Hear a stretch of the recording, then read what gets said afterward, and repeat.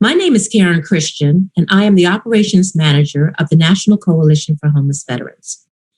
And I want to welcome you to the final day of the NCHV 2021 annual conference. Today, we are having a conversation about lived experience.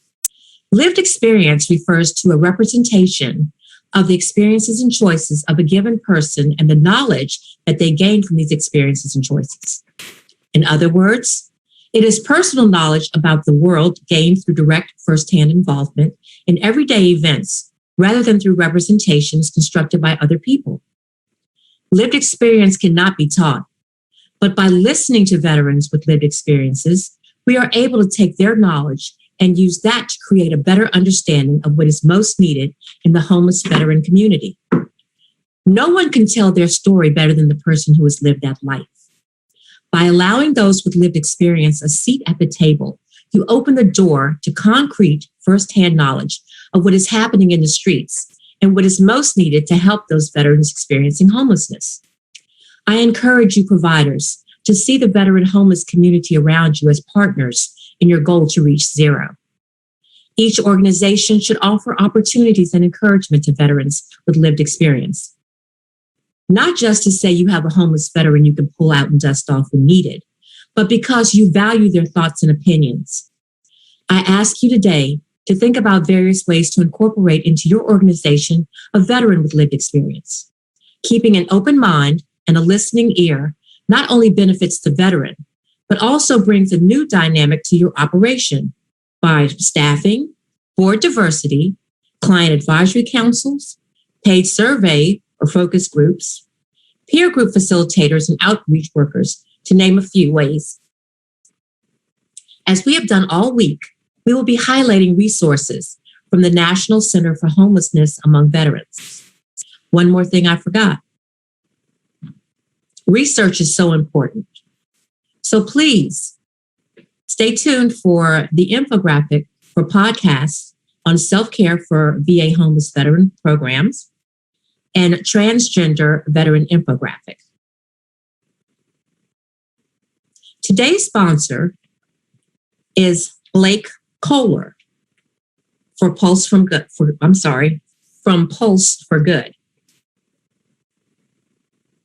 Hi, my name is Blake Kohler. I am the CEO of Pulse for Good.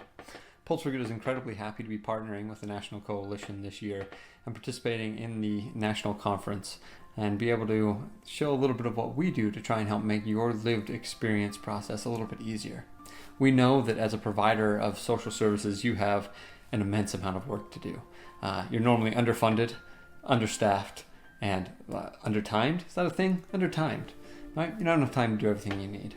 Well, we're here to be able to use some technology to help you get feedback from every person that you serve. We do this using kiosks that are installed in facilities. Now, I don't want to share too much about this. If you're interested, please reach out at www.pulse, like your heartbeat, pulseforgood.com. But the important thing I wanted to bring up is just a few simple things to help improve your lived experience. Number one, be ready to act, right?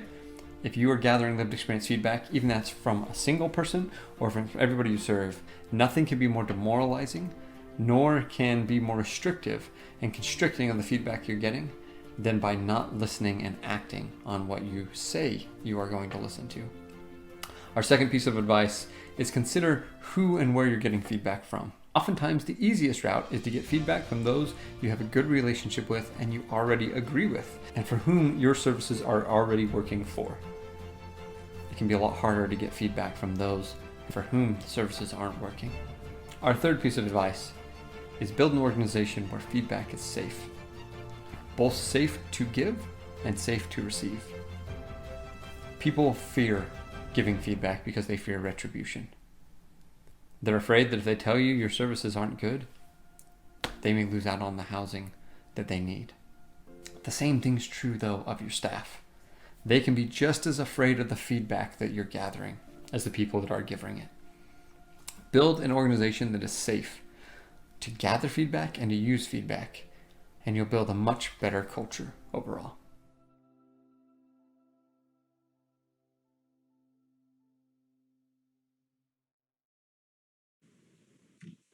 Thank you so much, Blake, for that wonderful presentation. Now I would like to introduce Jasmine Basley, our housing associate, who was sponsored by the Home Depot Foundation. Jasmine? Thank you. So many have heard by now. I'm sure you guys all know and are intrigued by today's topic. NCHV has been conducting focus groups on the Grant and Per Diem program to better understand veteran perceptions and experience with this housing intervention.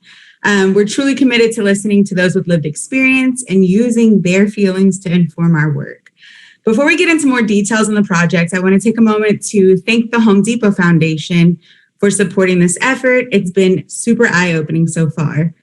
In almost every group I hear from veterans how thankful they are to not only be able to share their stories, but to be able to get paid for this task. Though many of these veterans have begun repositioning themselves and some have even transitioned to permanent housing, they still sometimes struggle to make ends meet, and this extra money offered through opportunities like this is truly a blessing. These group discussions really take on two angles. The first being understanding veterans' experience, including facility type, physical structures of the facilities, and differences between the programs. The second angle details each veteran's personal experience with the programs and how they feel like the programs serve them. Our findings, though, thus far have been mixed. The project started to run into conference, so we'll be picking back up after conference. Our findings thus far: first, the physical composition of each facility seems to differ greatly. Veterans seem to be happiest and benefit the most from the program by having a balance of shared and private space. So some combination of shared living, kitchen, outdoor areas, combined with private bathrooms, bedrooms, things like that. Next, for the most part, facilities are strict but could be stricter. Veterans seem to appreciate the safeguards offered to them through this housing intervention, including curfews, room checks, UAs, drug tests, things like that. Lastly, most veterans, for most veterans, GPD is their first experience with any of the housing programs and kind of serves as a gateway to the rest of VA and HUD programs.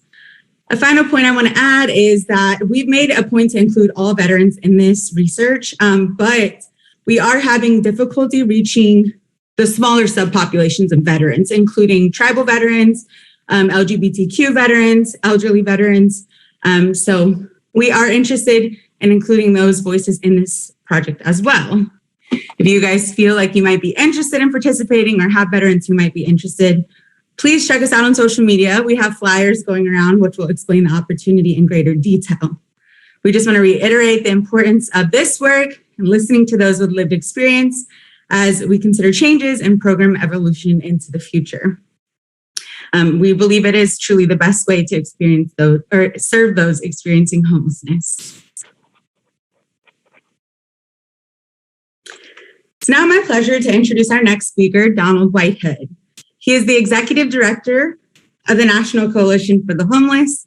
He has more than 20 years of experience in serving and advocating for persons experiencing homelessness, including 5 years experiencing homelessness himself. Mr. Whitehood has served as on the advisory committee for President George H.W. Bush, Clinton, George W. Bush, Obama. In 2005, Donald received a Distinguished Service Award for his work on homelessness from the Congressional Black Caucus. And in 2008, he received a second award of special recognition from Congress. Welcome to NCHV 2021 virtual conference, Mr. Whitehood. Thank you so much, Jasmine, and it's quite an honor to be here. I've always been a huge fan of the National Coalition for Homeless Veterans. I remember when the organization was getting off the ground, and I have some unique connections with the organization. But I want to get into the National Coalition for the Homeless and who we are, what we do, and why we do it. The National Coalition is the oldest organization working on with and behalf of homeless people in America. We've been around since the late 70s, got incorporated in the early 80s. NCH is responsible for developing and helping to write the McKinney-Vento Act. So we, in our offices, created the Homeless Person Survival Act, which was a comprehensive set of initiatives to end homelessness. Unfortunately, it got whittled down to what is now and still is the primary source of funding for homeless programs, and that's the McKinney-Vento Act. It's gone through a couple of changes. New things were added, but still it's the primary source of funding for homeless programs, which in itself is ridiculous, honestly, in the richest country in the history of the world.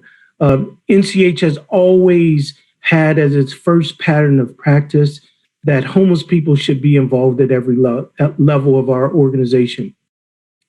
Right now, we have 50% of our board of directors are people with lived experience, and 70% of the staff, including myself, as was mentioned by Jasmine, are people with lived experience.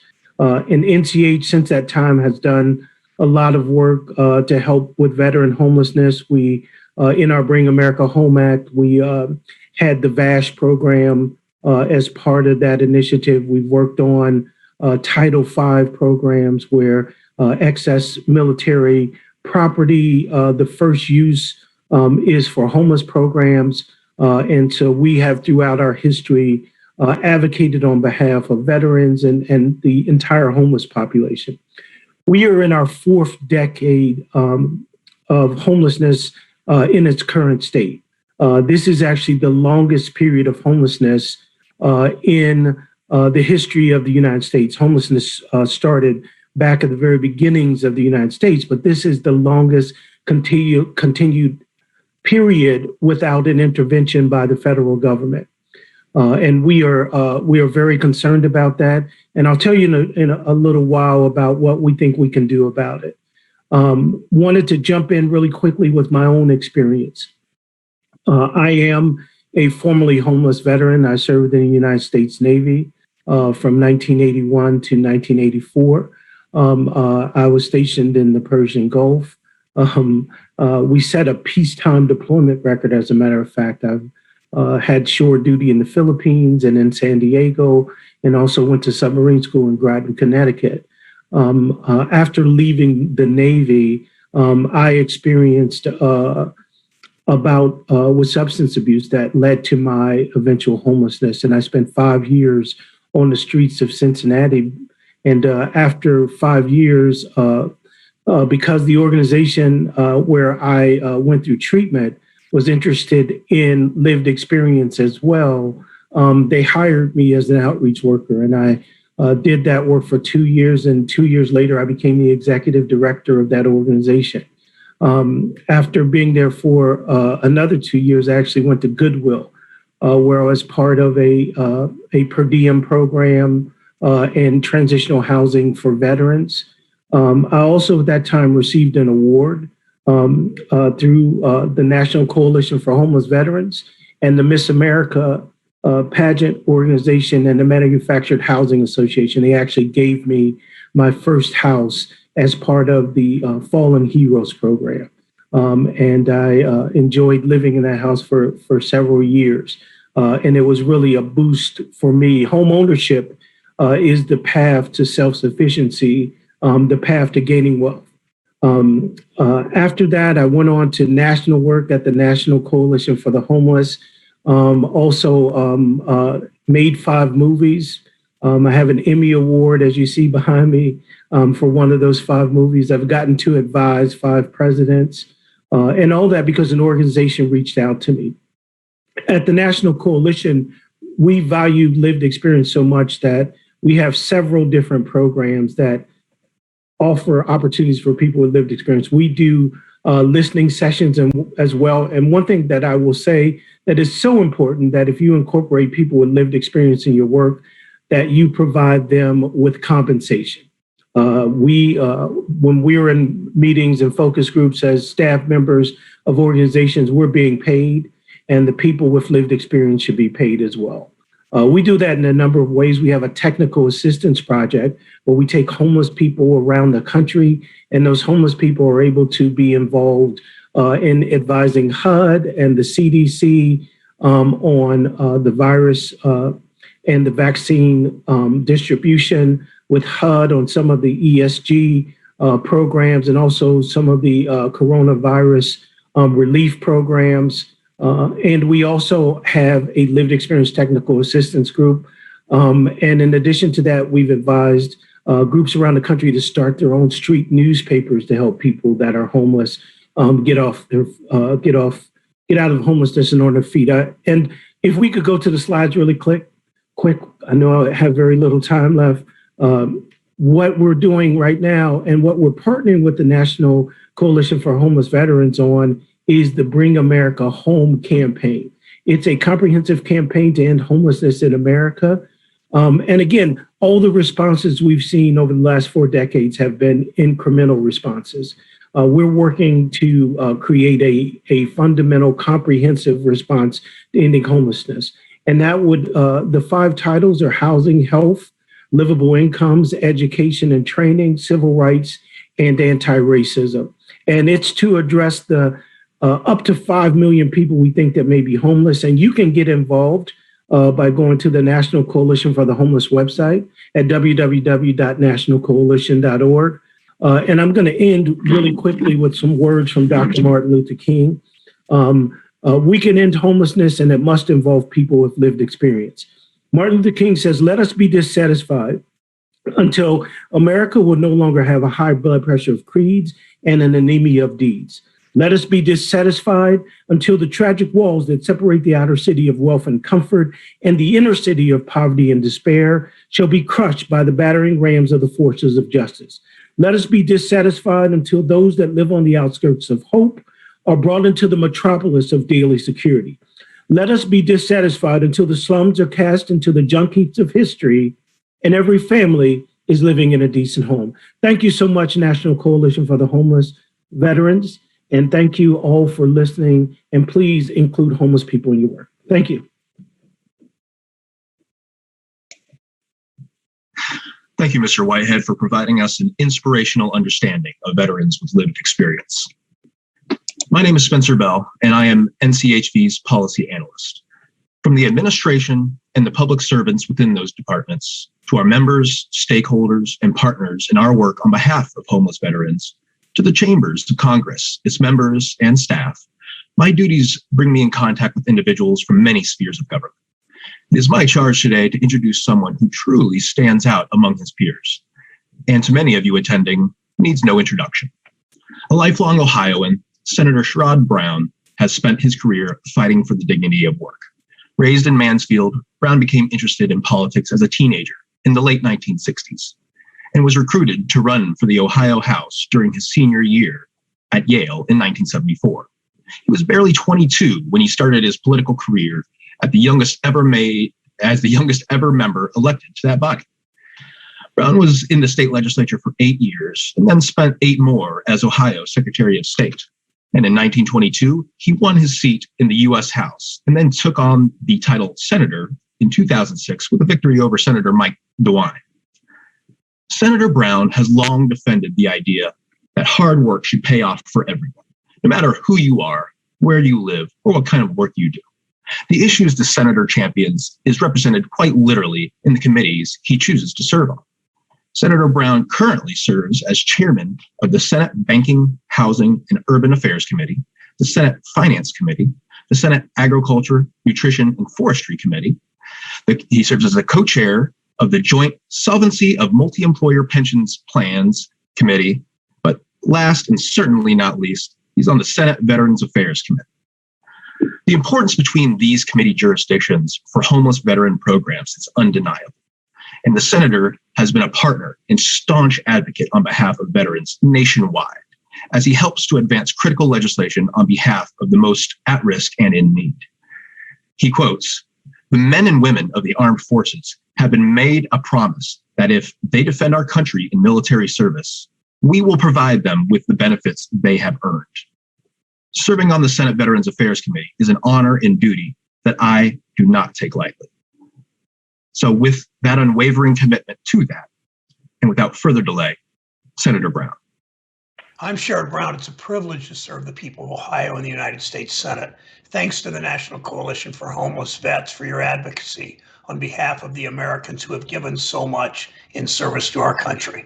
One homeless veteran is one too many. It's a disgrace that after serving our country with honor, that thousands of veterans are left without a roof over their heads. We work together to change that. At the beginning of the year, I took over as chair of the Banking, Housing, and Urban Affairs Committee. They used to just call it the Banking Committee, and it was way too much about Wall Street and not enough about housing. We now call this committee the Banking and Housing Committee. Safe, stable, affordable housing for all is the gateway to opportunity and a healthy life. Too many Americans who have served all of us in uniform are locked out of that opportunity. That's why over the course of this pandemic, our committee, a number of us worked to provide additional help for people experiencing homelessness, and we passed emergency rental assistance to help more people stay in their homes in the first place. And you make sure you are people who are eligible for those dollars need to make sure they get them. As we now work on a dramatic infrastructure investment, housing for veterans has to be part of that effort because housing is infrastructure. I visited organizations all over Ohio doing this work, from Homeful in Dayton to the supportive housing, a home for veterans in Cleveland. I've talked with Ohio veterans. I've heard your stories. We need to support veterans in these places that are on the ground doing the work to end veteran homelessness. That's why the work from South Carolina to Ohio and everywhere in between matters so much. Keep speaking out, make your voice heard. We need grassroots activists like you in this fight. I look forward to working with all of you in the months ahead to ensure every veteran has a place to call home and the opportunity to succeed. Thank you so much for all you do for our country. Thank you for advocating and for justice for all. It makes a huge difference. Thank you so very much, Senator Brown, for your leadership and commitment in helping veterans experiencing homelessness. Now, this is the time that we present our awards. I'm so happy to do this. The next award that we will be giving is the Unsung Hero Award. I would like to present the Unsung Hero Award to a person I have become very close to over the last 2 years. Ms. Eileen Conley, Executive Assistant to CEO Wendy McClinton of Black Veterans for Social Justice in Brooklyn, New York. For 2 years, Eileen has brought to BVSJ a wealth of knowledge and a love for the veterans BVSJ serves. Too many times to count, NCHV has called on Eileen to help locate services for New York-based veterans experiencing homelessness, food insecurity, or fear of being on the street. Wendy leaves BVSJ in Eileen's capable hands when she's not in the office and knows the office will run as smoothly as if she were there. Eileen Conley, NCHV congratulates you and thanks you for your dedication and partnership.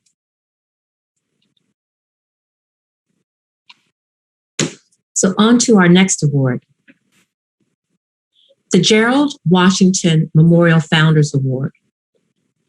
The Gerald Washington Memorial Founders Award is the highest honor bestowed by the homeless veteran assistance community. The award honors the memory of Gerald Washington, former organizer of veterans assistance programs in Florida and Tennessee, and a co-founder of the National Coalition for Homeless Veterans. Today, it is my honor and privilege to present this award to Mr. Ralph Cooper. Mr. Cooper is Community and Residential Veteran Services Coordinator of Cloudbreak Houston, LLC, the largest developer of housing for homeless veterans in the nation, and past Executive Director of Veterans Benefits Clearinghouse in Roxbury, Massachusetts, a nonprofit agency. Mr. Cooper is also a co-founder of the National Coalition for Homeless Veterans. Mr. Cooper has spent decades of his life fighting for housing, dignity, equality, and vital services for veterans around the country. Mr. Cooper has allowed NCHV to steadily rely on him with veterans who reach out to our helpline in the Houston area. Mr. Cooper's wealth of knowledge and resources have been a great asset to us, be it picking his brain for options for veterans around the country or helping us serve veterans experiencing homelessness in his city of Houston. Today, I'm honored to present NCHV's highest award to Mr. Cooper. Congratulations, Mr. Cooper. I want to thank you so very much for participating in our opening session. We do have 2 sessions coming up. We look forward to you all being there. And thank you so very much for joining me.